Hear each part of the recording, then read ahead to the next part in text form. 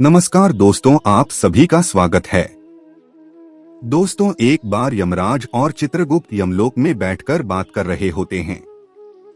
तभी चित्रगुप्त यमराज से पूछते हैं, हे प्रभु, किस कारण से मनुष्य की अकाल मृत्यु होती है? कौन से मनुष्य को संतान सुख नहीं मिलता है और कुछ मनुष्यों की मृत्यु शिशु अवस्था में ही क्यों हो जाती है? इसके पीछे क्या कारण है? तब यमराज चित्रगुप्त को बताते हैं, चित्रगुप्त, तुमने उचित ही प्रश्न किए हैं। इन सभी प्रश्नों का उत्तर मनुष्य की आदतों में छिपा होता है। मनुष्य जिस प्रकार का आचरण करता है, उसे उसी के अनुसार सुख और दुख भोगने पड़ते हैं। मनुष्य की अकाल मृत्यु होने के पीछे भी उसकी आदतें ही कारणभूत होती है।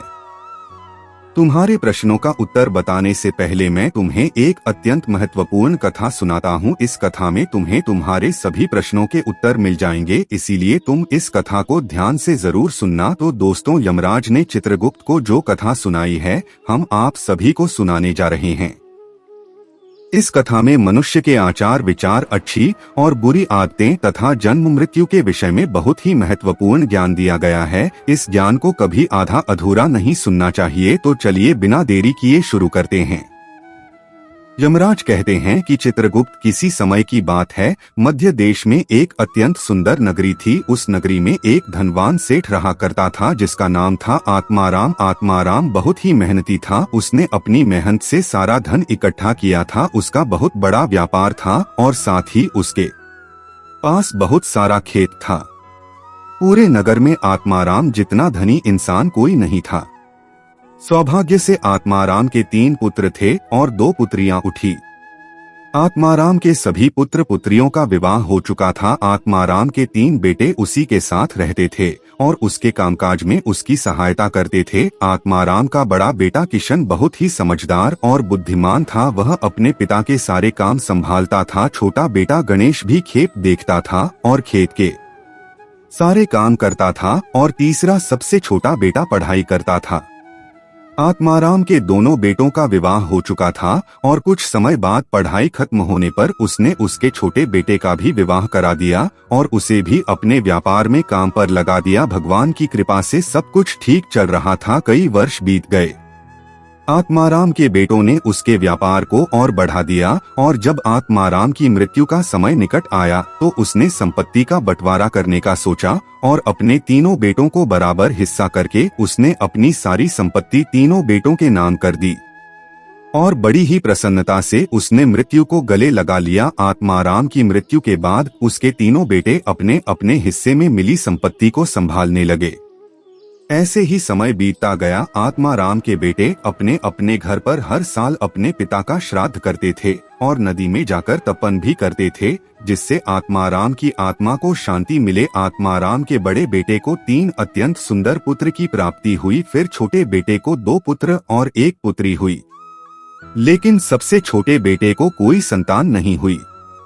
बहुत साल बीत गए, लेकिन सबसे छोटे बेटे को कोई संतान नहीं हो रही थी। उसने कई उपाय भी किए, लेकिन उसे कभी संतान सुख नहीं मिला, जिस कारण से वह सदा ही दुखी और निराश रहने लगा। कुछ साल बीतने के बाद आत्माराम के छोटे बेटे की तबीयत अचानक खराब हो गई और वह बीमार रहने लगा। उसने अपनी बीमारी के इलाज में अपने पास की सारी जमा पूंजी खर्च कर दी। वह दूर दूर से वैद्यों को बुलाकर अपना इलाज करवाता था। बीमारी के कारण वह अपने कामकाज पर ध्यान नहीं दे पा रहा था, इसीलिए उसकी परिस्थिति और भी अधिक खराब होने लगी थी। उसने कई बार अपने भाइयों के पास मदद मांगी और उनसे उधार पैसे लेकर जीवन का गुजारा करने लगा था। कई वैद्यों को दिखाने के बाद भी उसकी बीमारी ठीक नहीं हो रही थी, जिस कारण से वह बहुत दुखी रहने लगा था। उसके भाई भी अब उसकी मदद करके थक चुके थे, लेकिन अब उन्होंने भी उसकी मदद करना बंद कर दिया, क्योंकि वह अपने बड़े भाइयों से ठीक से बर्ताव नहीं करता था। वह अपने भाइयों की उन्नति देखकर जलने लगा था और उनसे द्वेष करने लगा था, जिस कारण से वह और भी अधिक दुखी रहने लगा था। फिर एक दिन अचानक उसकी मृत्यु हो गई और फिर यम के दूत उसे लेने के लिए उसके पास आ गए। यम के दूत उसे घसीटते हुए यमलोक लेकर जाने लगे। फिर यमलोक पहुंचने पर उसे यमराज के सामने लाकर खड़ा कर दिया गया। वहां पर जाने के बाद वह छोटा बेटा रोता हुआ यमराज से पूछने लगा है, यमराज मैंने ऐसा कौन सा पाप किया है जिससे मुझे यह दिन देखने पड़े। मैं तो कितना अच्छा भला इंसान था, लेकिन किसी कारण से मुझे अचानक रोगों से ग्रसित कर दिया। किस कारण से मेरा सब कुछ नष्ट हो गया? ऐसा मैंने कौन सा पाप किया है? फिर यमराज कहते हैं, अरे मूर्ख, तूने अपने जीवन में बहुत पाप किए हैं। तेरी बुरी आदतों के कारण ही तुझे यह दिन देखने पड़ रहे हैं। तेरी अकाल मृत्यु का कारण भी तू खुद ही है।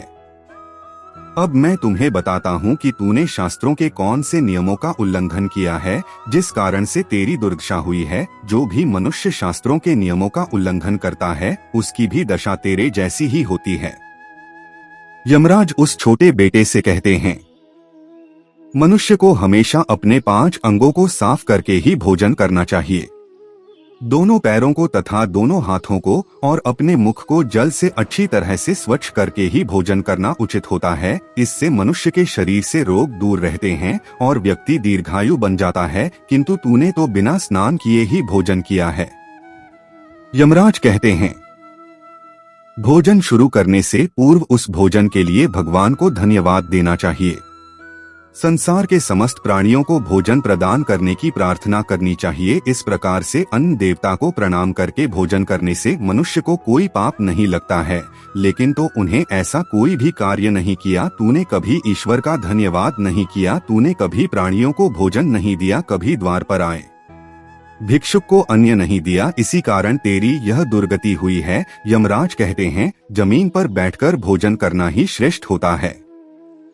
बिस्तर पर बैठकर भोजन करने से मनुष्य के शरीर में रोग उत्पन्न होते हैं और उसकी आयु कम हो जाती है। तो बड़े आराम से बिस्तर पर बैठकर भोजन करता था। इसी कारण से तेरे शरीर में रोग निर्माण हुए। शास्त्र कहते हैं कि दहलीज पर बैठकर भी भोजन नहीं करना चाहिए, किंतु तूने इस नियम का भी पालन नहीं किए, जिससे तेरी धन संपत्ति भी नष्ट हो गई। दहलीज पर बैठकर भोजन करने से धन का नाश होता है। यमराज कहते हैं, 3 प्रकार का भोजन मनुष्य को ही करना चाहिए। जिस भोजन के ऊपर से कोई पैर रखकर चला गया हो अथवा कोई व्यक्ति भोजन को लांच कर गया हो, ऐसे भोजन को कभी खाना नहीं चाहिए। ऐसा भोजन अशुद्ध हो जाता है। ऐसे भोजन को पशुओं को खिला देना चाहिए।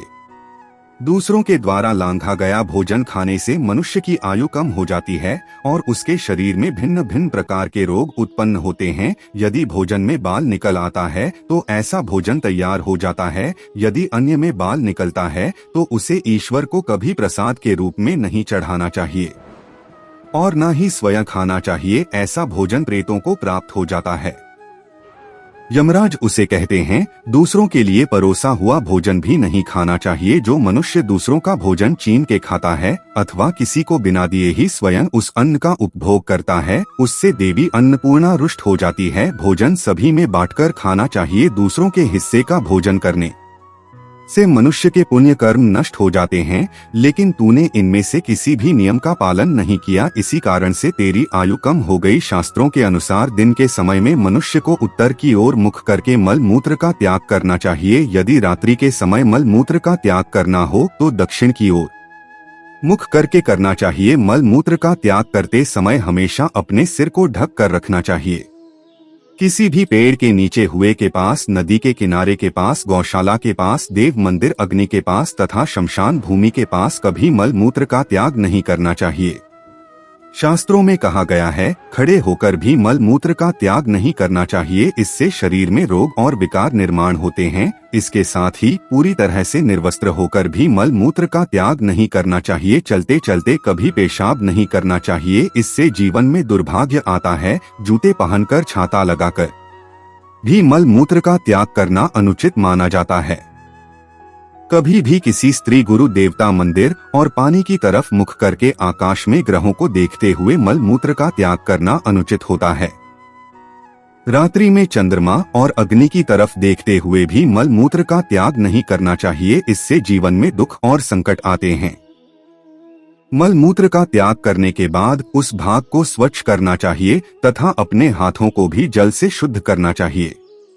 मलमूत्र का त्याग करने के बाद किसी दीवार पर साफ नहीं करना चाहिए, इससे पशु के रूप में जन्म प्राप्त होता है। मलमूत्र का त्याग करने के बाद उसे अच्छे से ढक देना चाहिए और उस पर मिट्टी डालनी चाहिए ताकि कोई पशु उसे खाए नहीं। यमराज कहते हैं, मनुष्य को कभी निर्वस्त्र होकर स्नान नहीं करना चाहिए, इससे पितृदेव रुष्ट हो जाते हैं। पितृदेव रुष्ट हो जाने पर मनुष्य अपना सब कुछ खो बैठता है, किंतु तूने सदैव ही निर्वस्त्र होकर ही स्नान किया है, जिस कारण से तेरे पितृ भी तुझसे नाराज थे।